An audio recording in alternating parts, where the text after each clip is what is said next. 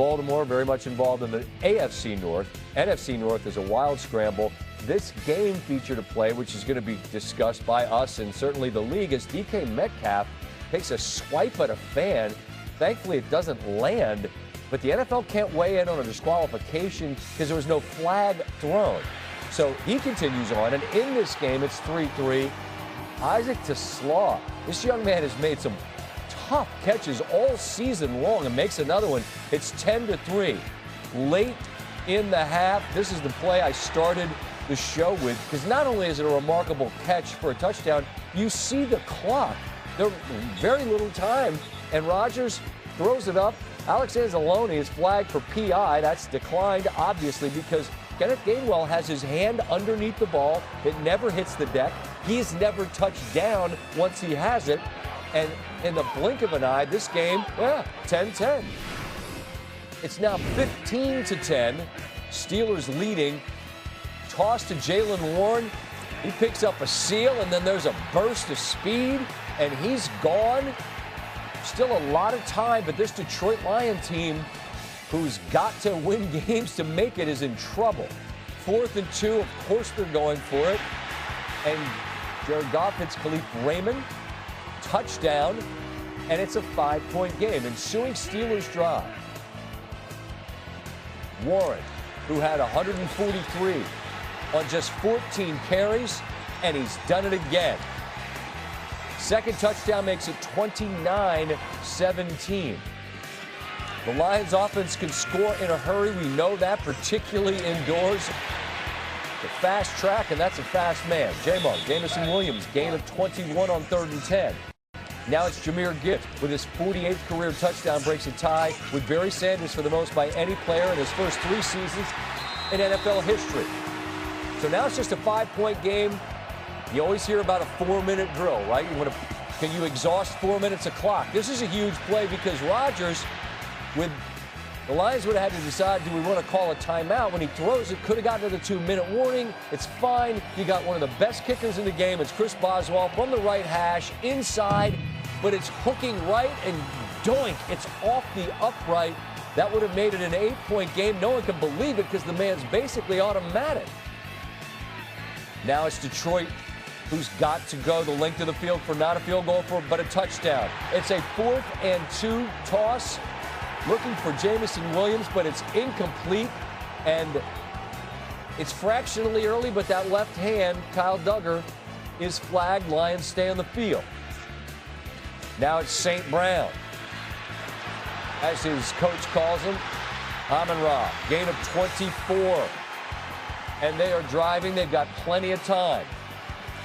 They've got a lot of tricks in the bag down there. They run a pick play, everybody does, but this one gets called. Touchdown, St. Brown. I guess you got to be a little more subtle. Could they let it go? I see Tim's wincing. They throw the flag. So now it's 3rd and goal.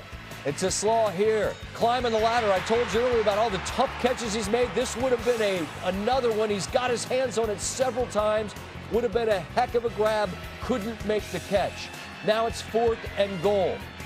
Detroit wouldn't be eliminated with a loss, but man, they've got to have it. St. Brown, he's trying to get rid of it.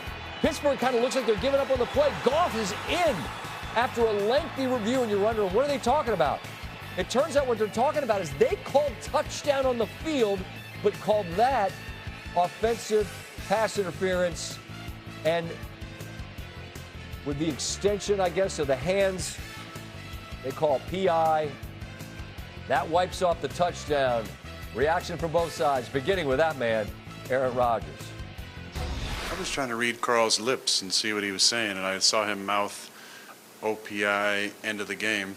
So I felt pretty confident that was what was going to happen, but you never know. It's more time, and like I said, I was there for the Hail Mary game. I was standing from me to you, from the replacement refs as they caved to the pressure of an angry Seattle field. The intervention I saw from those refs late in that game, I've never seen 2 offensive PIs to lose a game like that.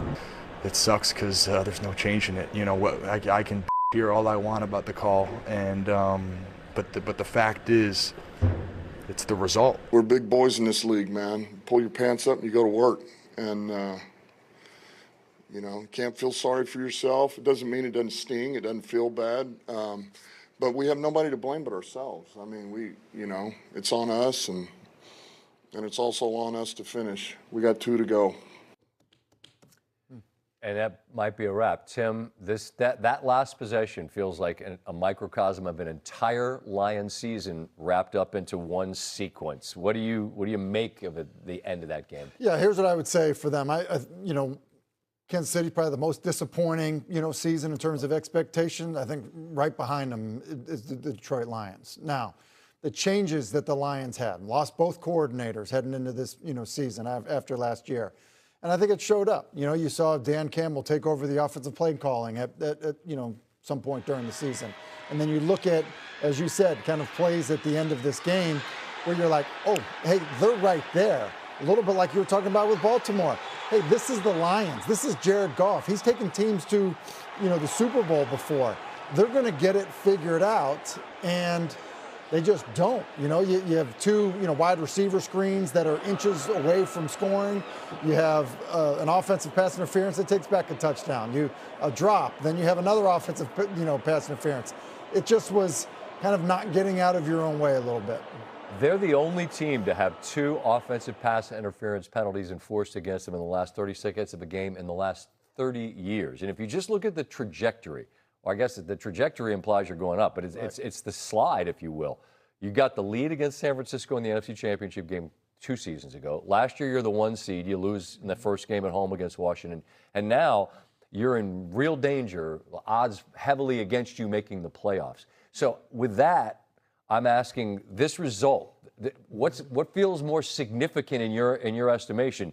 Pittsburgh winning, and I'm not diminishing that, sure, or Detroit losing? Detroit losing, because I think that Dan Campbell's probably going to have to, you know, reevaluate the aggressive nature all of the time. You think so?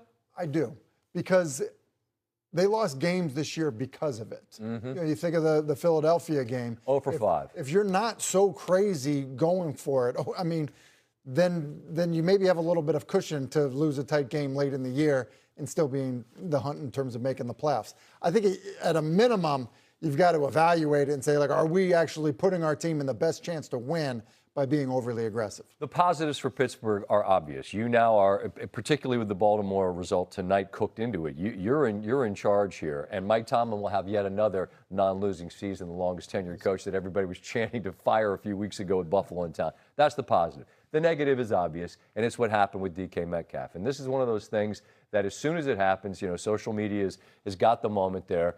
And I would caution, we don't know what was said. And I think we all understand there's a line and things that ought not be said. Sure. But as a guy that was the player, what's your obligation regardless of what's said? Regardless of what's said, you can't get physical towards a fan, period. It really doesn't matter what the fan says.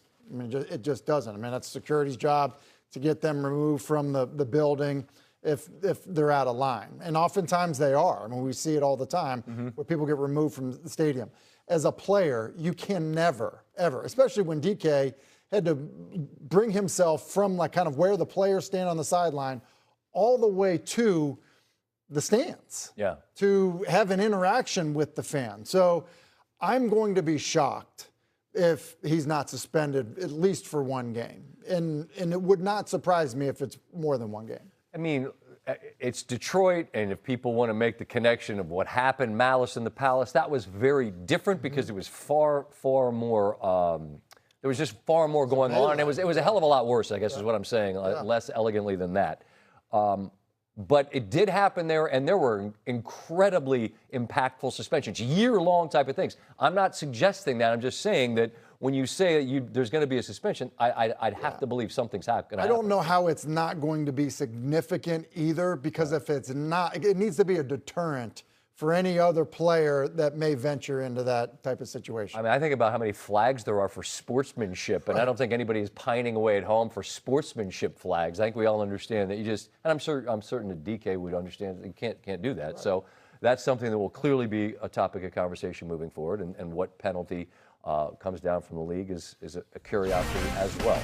As we continue, more from Tim, as we also hear from the two teams involved in Baltimore. Man, the Patriots continue to impress, and Baltimore just cannot hang on to these leads.